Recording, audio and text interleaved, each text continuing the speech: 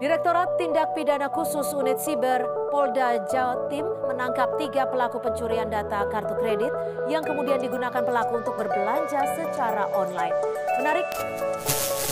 Direktorat Reserse Kriminal Khusus Polda Jawa Tengah membongkar praktik pencurian data pribadi yang dilakukan oleh seorang pemuda berinisial KA, warga Banyuputih, Kabupaten Batang. Perkenalkan, kami dari kelompok 4 dengan anggota Putri Rahayu dan Ahmad Hajar. Pada video ini akan membahas mengenai pencurian data pribadi dalam perspektif sosiologi hukum, yaitu untuk memenuhi tugas mata kuliah sosiologi hukum yang diampuh oleh Ibu Evi Dwi Hastri SH.MH.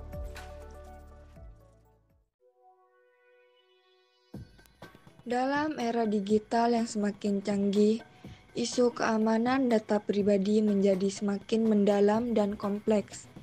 Pencurian data pribadi menjadi tantangan serius yang tidak hanya berdampak pada individu, tetapi juga melibatkan dimensi sosial dan hukum yang tidak dapat diabaikan.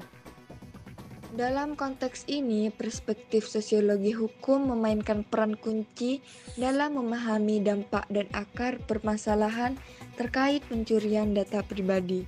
Kami akan menggali lebih jauh aspek sosiologi hukum yang terkait dengan pencurian data pribadi, menjelajahi bagaimana fenomena ini memengaruhi individu, masyarakat, dan lembaga hukum.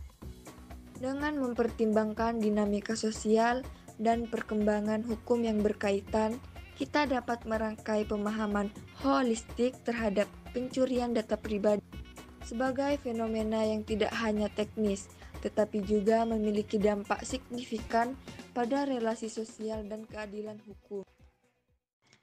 Kami telah mewawancarai beberapa mahasiswa untuk mengetahui tanggapan mereka terhadap hal-hal berkaitan dengan pencurian data pribadi dalam perspektif sosiologi hukum.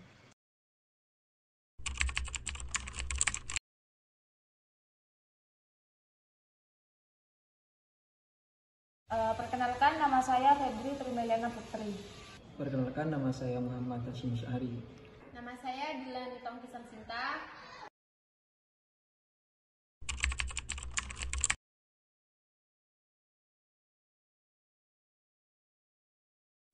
Ya, saya pernah menjadi korban pencurian data. Belum pernah. Iya, pernah. Pernah. Gak pernah sih.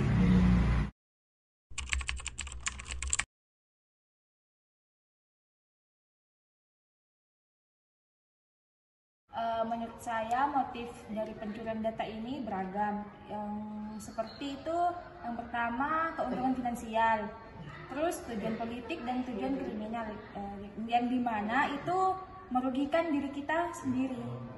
Menurut saya motifnya itu bermacam-macam, seperti halnya untuk kepentingan pribadi dan juga tujuan kriminal. Menurut saya motifnya itu ya Mbak, bisa menjual data yang diambil dari orang lain, contohnya menghack data orang lain, jadi untuk dijual. Banyak ya kalau itu ya.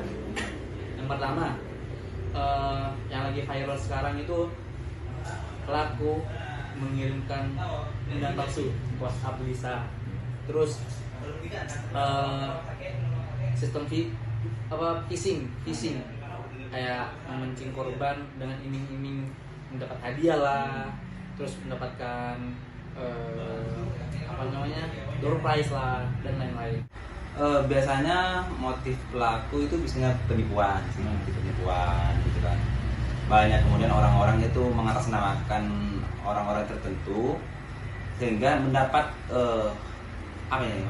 pemasukan ataupun pengambilan data yang sifatnya itu melawan hukum demi kepentingan pribadi, penyalahgunaan akses.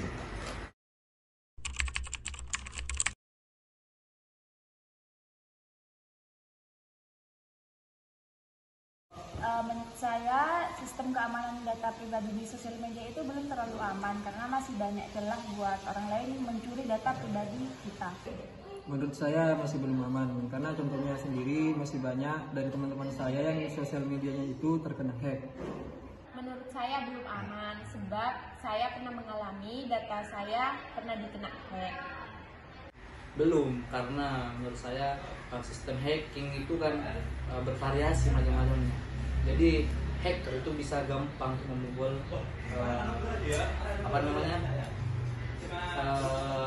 sistem keamanan di sosial media gitu.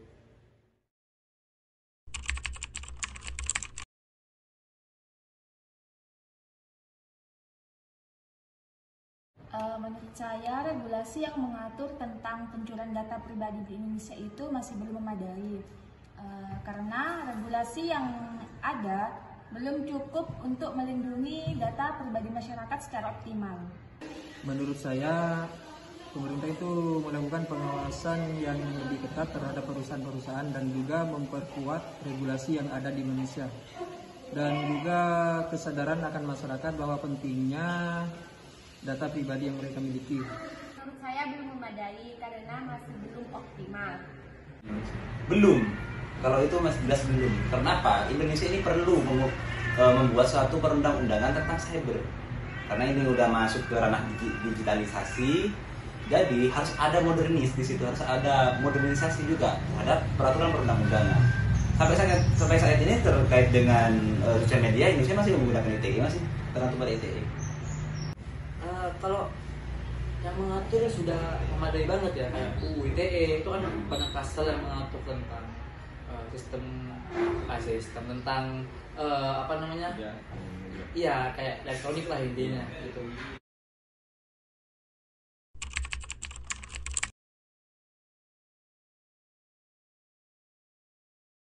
Menurut saya, seharusnya pemerintah itu lebih memperketat penjagaan data atau pengawalan data pribadi kita dan juga memperkuat regulasi tentang keamanan data pribadi kita.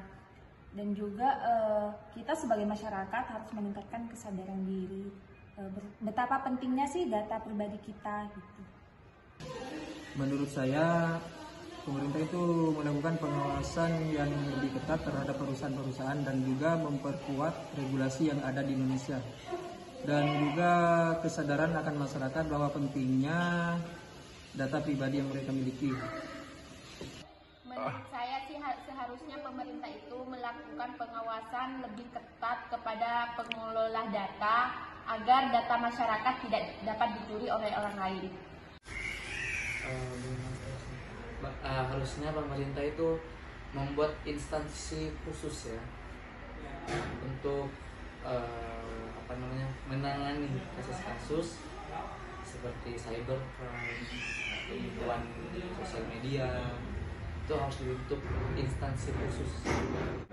Nah, harusnya karena pemerintah ini adalah badan yang melindungi hak warga negara dan juga keamanan serta kenyamanan masyarakat, tentunya harus ada undang-undangnya dengan dalih karena Indonesia ini negara hukum ya.